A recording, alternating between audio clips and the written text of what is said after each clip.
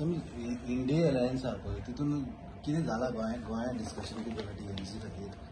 See generally तुम्ही जर India alliance पळयत न्ही ते देशभर म्हणजे वेगळे वेगळे पक्ष त्या अलायन्सान आहा आनी तितून प्रत्येक स्टेटीचे डिस्कशन चालू आहा.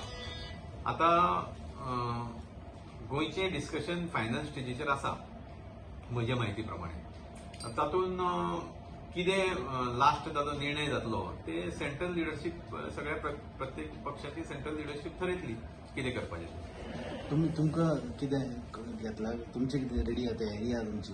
सी बेसिकली पहिली गोष्ट म्हणजे आज आमी एक चित्र काडीत जाल्यार बीजेपीच्या अगेन्स्ट वातावरण जें आसा की ते आज जरी म्हणटा की तांचे कडेन मोठो लिडर आसा मोदीच्या रुपान, तांची संघटना बरी आसा, तांचे कडेन पयशे आसा, तांचे कडेन सगळ्यो एजन्सी आहा, तरी पण तुम्ही जर जनरली पळयत की त्यांच्या अगेन्स्ट बऱ्यापैकी वातावरण आसा.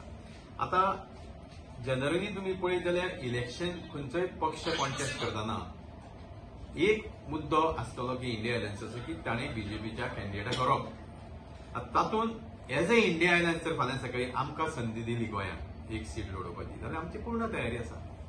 पूण सुनील बाब आतां पळयत जाल्यार बीजेपीन आपले कॅम्पेन चालू केल्या, सगळी तयारी चालू पूण तुमची इंडिया अलायन्साची अजून तरी गोंयांत कांयच हे दिसना तयारी. सो ह्या पोझिशनान तुमी कशें जिखूंक शकतात? तुम्ही जनरली तर प्रत्येक इलेक्शनाक पळयत बीजेपीची अशीच तयारी आसता. म्हणजे 2019 इलेक्शन घ्या आमी गेल्या 5 वर्सां पयलींचें इलेक्शन अशीच तयारी आसली तेंची. पूण तांचो वोट शेअर कितको आसलो? 35 to 30%.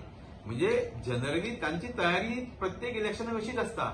पूण त्यांच्याकडे लोकमत तशें मेजॉरिटीन नासता. फक्त फरक एकूच जाता की जे मॅक्झिमम तांचे विरोधक आसा 60-65% जे वोटर आहा ते डिवायड जाताले इतकोच फरक. त्या खातीर इंडिया अलायन्साच्या अंतर्गत तुम्ही जर इंडिया अलायन्स स्ट्रॉंगली जर देंवले जाल्यार तांकांय खबर आसा की it will be difficult for BJP to win the election.